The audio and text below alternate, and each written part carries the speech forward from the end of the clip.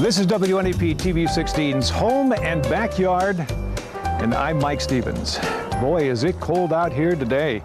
Look at this, snow on the ground in our backyard, and I bet in yours too. A lot of snow this week. Well, it's March. Really not much you can do about it, I guess. It'll be a little time before onion snow actually happens. You know, with it as cold as it is... Thanks for joining us for Home and Backyard. We are dedicating this week's show to our dear friend and colleague, Mike Stevens, who passed away December 30th. Mike really added so much talent and joy to every segment he worked on. A few years ago, we celebrated the 20th anniversary of Home and Backyard, which Mike Stevens so eloquently hosted. Let's take a look.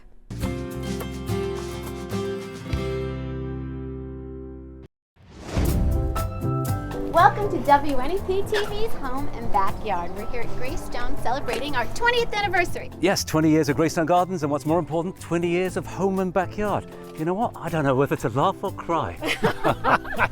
It's been a long time, hasn't it? Time for us, though, to go back over those years and take a look firsthand at all the folks we've met and all the folks who've stood exactly where we're standing now. Welcome back to Greystone Gardens, and this week we've got something different for you. We're actually leaving Greystone Gardens here. What a gorgeous day. We have a really exciting show for you today. And this soup is really good in the cold weather. And this is the Heritage House on the Park Bed and Breakfast. We're here today with Elizabeth Jones of Romancing the Home.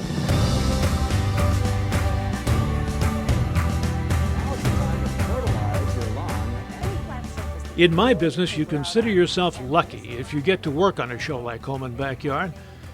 You work at night, early in the day, on weekends, whenever you must, for the next show is breathing down your neck, and the front office doesn't want a half hour of blank screen. Well, may I say we're pretty happy to do it? Look who's worked here over 2 decades, folks who still do. Actually, my husband and I, this is very funny, we were married, and when we were married, we built a home. It was kind of when HGTV just came out, and we were all talking about what an interesting experience it was to build, and so it kind of started with that. Our old friend Miss Judy, who was really like the neighbor you'd invite over for coffee and a chat. Well, you know, it really was a brand new concept at the time. Everyone is so accustomed to home and backyard shows, cooking shows, you name it right now, and you can practically find a show for it. But back 20 years ago, that wasn't true.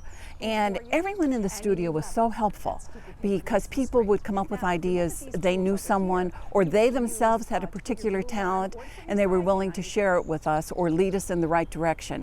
Welcome to Strasmoor, a country inn located on 150 mountainous acres in the Poconos. We were able to share these wonderful places, places you could visit, places you could stay, places you could eat, things you could learn to create, and it just opened this whole area for northeastern and central Pennsylvania. Finally tonight, we're going to show you how to make a delicious punch that you can serve your guests over the holidays. It's called wassail. Right? And I like to call it my hot toddy. It was the first time a show like that was produced and shown in this television market. Welcome to Greystone Gardens, and I'm here with expert gardener Paul Epsom, and he's got some very interesting things to show us today. Thank you. Welcome very much. You can't speak of Paul without a mention of Harry the dog that played so many roles. Harry provided some good-natured fun. You, dear viewer, responded, which makes it all worthwhile. Yeah, well, the nice thing about Home and Backyard, it's always been a laugh a minute. Because funny things happen, you can't help it. Harry! Whoa! What do you got there, Harry? There's a new boy in the neighborhood. I'd like to meet him if I could. Because basically, no matter what we did, I always try to get one up and over on Harry.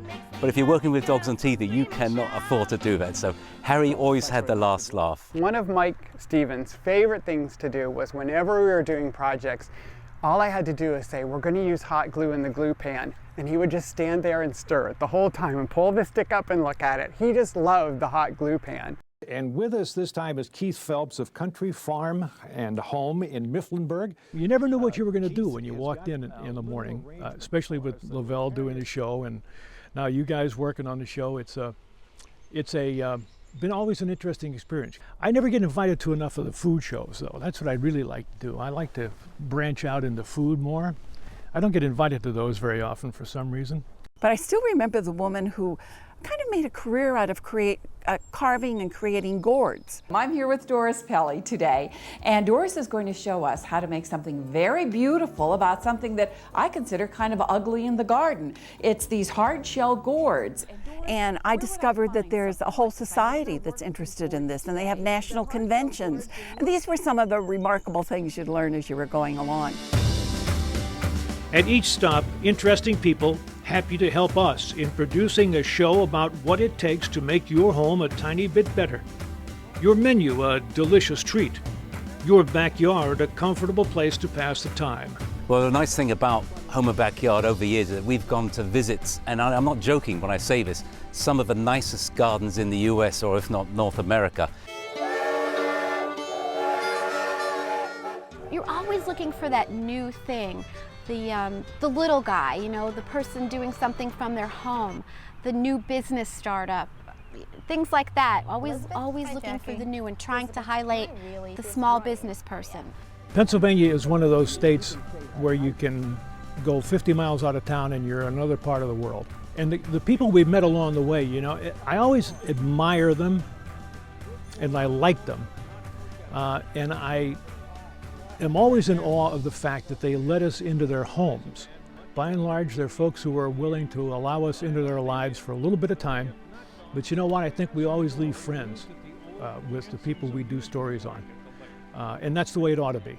You know, I'd like to look back 20 years from now, if I'm still around, and think to myself, I could go for a cup of coffee in any of the houses that I've been in, and folks would say, "Hi, how are you? Come on in, the coffee pot's on." That's what I'd like to see. The thing that always amazed me about it once we started doing the stories is the wealth of talent there is in our area. You know, I met people who did all of these exciting and interesting things, and when I'd be out walking around, people would say to me, "Where do you find these people?" And they're just right here, right in our home and backyard. And so willing to share their talents. That was another thing that was so inspiring. It has been our pleasure, our delight to bring you each and every home and backyard show over the past 2 decades. Who knows where we'll end up next? All we know is it's been a great good time over the past 20 years. We'll try to do it for at least a few more.